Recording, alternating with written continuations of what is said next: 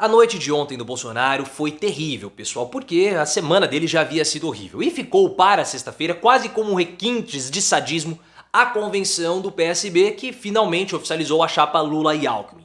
Essa chapa que é vista por muitos como um pacto de união e de reconstrução nacional que desespera, obviamente, Bolsonaro. Só que há uma questão aí que nós temos que discutir: como que vai ficar a relação do Lula com essas pessoas, não com o Alckmin, mas com esses setores da sociedade que agora apoiam essa chapa após a vitória. E como tem derrota do Bolsonaro, tem desespero do presidente da República, isso já vale o seu like. Deixe seu like e também a sua mensagem aí de viva, de celebração à ruína e ao desespero de Bolsonaro. E ontem aconteceu a convenção do PSB, que finalmente oficializou a chapa Lula e Alckmin. E diferentemente da convenção do PT, que foi um pouco esvaziada, foi uma situação mais burocrática, o Lula não esteve participando. Na convenção do PSB, tanto o Lula quanto o Alckmin estiveram presentes. E aí você vai me perguntar, por que isso aconteceu? E eu vou responder pra você o motivo, claro, porque eu estou aqui para esclarecer todas as suas dúvidas, porque você é o meu seguimore, você é o meu seguimor, como você queira chamar, aqui no caso é inscritos, então você é o meu inscrimor, enfim, não interessa. O que acontece é o seguinte, há um certo atrito do PT com o PSB em algumas localidades, a gente sabe disso tudo.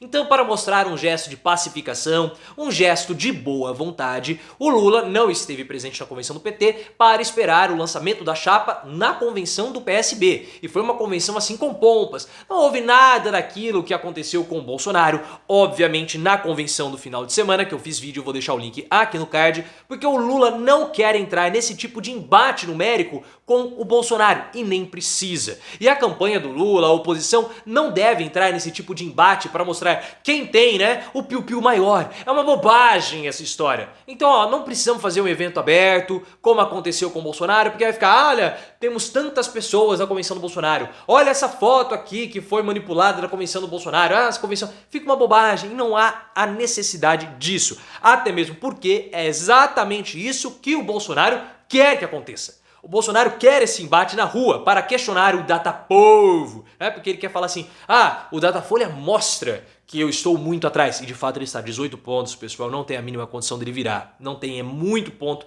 para pouco tempo de corrida. Mas nas ruas, olhem só, eu estou aqui, as pessoas vêm, as pessoas me amam, então o Lula não quer entrar nessa história. Já expliquei, vou deixar o link aqui no card para você entender melhor isso aí. Então, foi uma convenção assim, reservada, mas com bastante gente, e tanto o Lula quanto o Alckmin discursaram e fizeram discursos bem interessantes, como é interessante você se inscrever no canal. Muitas pessoas duvidaram dessa capacidade dessa chapa, principalmente alguns petistas, lá no início. Eles falavam, o Alckmin é golpista, o Alckmin é isso, o Alckmin é aquilo, e de fato, quando você olha o governo do Alckmin aqui no estado de São Paulo, se você falar do Alckmin para algum professor, tome cuidado, porque o professor da rede estadual vai ter muitas ressalvas aí com o Geraldo Alckmin. Mas politicamente falando, a união do Alckmin pro Lula, como nós falamos aqui no canal desde esse início, era uma união muito possível.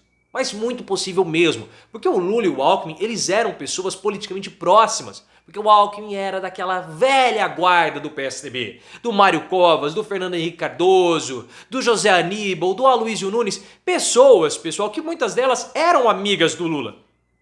Eram amigas, eles conversavam, José Serra, todos eles conversavam, faziam uniões e tinham uma relação muito amistosa. E havia um pensamento social-democrata no início do PSDB que é muito compatível com a visão de mundo do Lula hoje. Então haveria essa união e seria muito fácil. As pessoas falavam, mas eles se atacavam, bobagem, a gente falava aqui no canal bobagem, vai dar certo essa chapa. O Alckmin, ele tem um perfil político muito diferente. Ah não, é o novo Temer, não é o novo Temer. Nós falávamos aqui no canal, cansamos de falar e alguns petistas insistiam e agora eles estão surpresos com o Geraldo Alckmin, colocando óculos estilo funkeiro. Vocês viram o Geraldo Alckmin com óculos estilo funkeiro, fazendo o L do Lula, gritando o nome Lula, Lula, Lula e xingando o Bolsonaro. O Alckmin, pessoal, ele tá vivendo uma nova fase da política dele, uma nova fase da vida dele. Porque ele vai ser vice-presidente da República, ele nunca imaginou que isso iria acontecer. Saiu em baixa em 2018 e agora volta na alta. Cadê o João Dória? João Dória sumiu, no seu adversário dentro do PSDB. Sumiu, escafedeu-se, ninguém sabe mais o que aconteceu com o João Dória. E o Alckmin tá lá na chapa virtual vencedora, sendo vice-presidente da República. E feliz, alegre, falou que tá tirando foto com todo mundo na cafeteria onde ele vai lá frequentar. É uma fase do Geraldo Alckmin quase como um popstar. O Chuchu colocou um tempero. E quem tem atacado mais o Bolsonaro durante a campanha não é o Lula. Olhem só que coisa interessante, mas sim o Geraldo Alckmin. É claro que o Lula faz alguns comentários, o Bolsonaro é culpado, o Bolsonaro é isso, mas as frases de efeito cabem ao Alckmin. Cabem ao Alckmin. É uma dobradinha, claro, muito bem estabelecida entre a campanha. Então o Alckmin que falou ontem, nós temos que tirar Bolsonaro, nós temos que livrar Bolsonaro, Bolsonaro a sua hora vai chegar. Por quê? Por quê? Porque o discurso do Alckmin não é o discurso para a população. A chapa do Lula e do Alckmin é uma chapa muito interessante porque ela dialoga desde a população mais pobre até a mais rica. Então o Lula pode e ele vai continuar fazendo aqueles discursos mais radicais dele. Como ele falou a respeito daquela situação de você tirar aquela pessoinha que tá dentro de si, que a gente tem que tomar um pouco de cuidado, sabe? Sabe, tem a pessoa, tem a mulher, tem a pessoinha, então ele pode fazer esse tipo de discurso. A campanha do Lula pode ser uma campanha muito transparente, porque ele pode falar aquilo. Ah, mas e o contraponto? O contraponto vem de dentro da própria campanha com o Alckmin. Então o Lula fala para esse segmento, o Alckmin fala para esse outro segmento. E quando o Alckmin chama e fala, nós vamos tirar Bolsonaro, a hora do Bolsonaro vai chegar, ele tá conversando com quem? Com o mercado, com o agronegócio. Essa é a função do Alckmin. E o Matheus Leitão da revista Veja escreveu o seguinte, nossa, eles se entrosam muito bem. E é claro que se entrosam muito bem. São dois políticos de verdade. Então vão se entrosar. É a mesma coisa se tivesse uma chapa do Lula com o Fernando Henrique, do Lula com o José Serra, do Lula com o Mário Covas. São grandes políticos, grandes figuras políticas que eles sabem se entrosar. E eles não têm um pensamento de destruição, mas sim um pensamento de reconstrução, um pensamento democrático diferente do Bolsonaro. Mas aí começa a vir todas essas questões. Como que vai ser o governo Lula depois da vitória? Vamos discutir isso, mas primeiro eu quero que você se inscreva no canal. Vocês viram, pessoal, que aquela carta da democracia, aquele manifesto da democracia escrito por banqueiros, desesperou completamente o Bolsonaro, porque mostra que a elite econômica nacional, ela abandonou o Bolsonaro. Isso causa complicações para o presidente da República com relação ao dinheiro que ele vai receber para a campanha e também com o apoio à futura oposição que o Bolsonaro vai fazer com relação ao governo Lula. E o Bolsonaro precisa dessa oposição para não ser preso. Tanto que o Paulo Guedes já até dedou o Bolsonaro, já falou que o medo do Bolsonaro é ser preso, a gente comenta isso em outro vídeo, mas se você quiser saber mais detalhes desse desespero do Bolsonaro com a carta, com o manifesto da democracia, o link está aqui no card. E como eles estão se manifestando contra o Bolsonaro, os banqueiros acabam migrando para o lado do Lula. E o Alckmin, claro, atrai essas pessoas, obviamente porque o Alckmin é uma figura bem próxima aos banqueiros, à elite econômica nacional. E o discurso do Lula tem sido um discurso que ele está sendo cada vez mais ajustado para as elites econômicas. Ah, o Lula virou as costas à população. Não é isso. Não é isso. Quando você lança uma candidatura, quando você lança uma proposta, essa proposta ela começa a ser rebatida. Ah não, nós temos que discutir esse ponto, nós temos que discutir esse outro, até que ela fique toda ajeitadinha.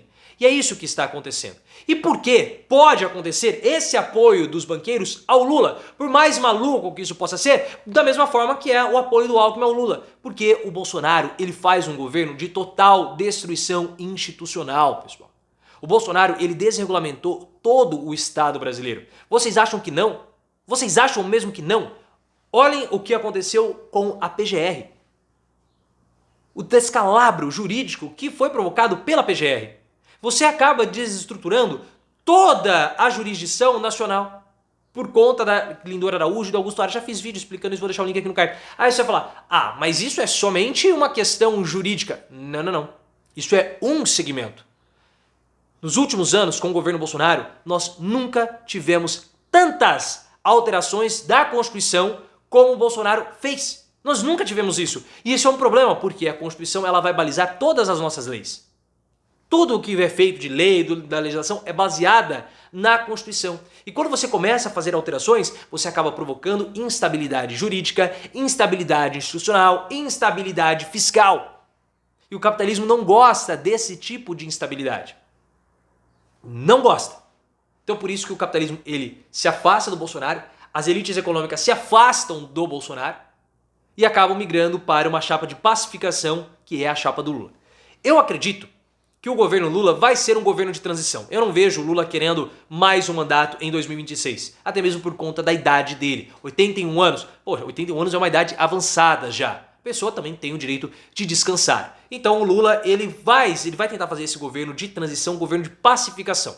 E a relação dele com o mercado é uma relação que nós vamos ter que entender, ver, não entender, mas nós vamos ter que observar muito de perto, principalmente você que é militante. Porque vai haver uma pressão no mercado Com relação a alguns elementos, como teto de gastos, que algumas partes do mercado também já acham que tem que cair, política fiscal e tributária, que precisa haver uma regulamentação, e você, como militante, vai ter que pressionar para que essas mudanças com relação ao mercado sejam puxadas para o lado social e até mesmo para um lado mais de esquerda. Como, por exemplo, a aprovação da renda mínima do Eduardo Suplicy, que nós estamos falando aqui no canal já há muito tempo. Inclusive, o próprio Supla veio aqui ao canal para discutir isso conosco em 2 oportunidades. Então, como que vai ser essa relação do Lula com o mercado? Eles vão abandonar o Lula? Estão com o Lula só para derrotar o Bolsonaro? É algo que nós temos que observar e o seu papel como militante vai ser aí levar as suas demandas, fazer a sua organização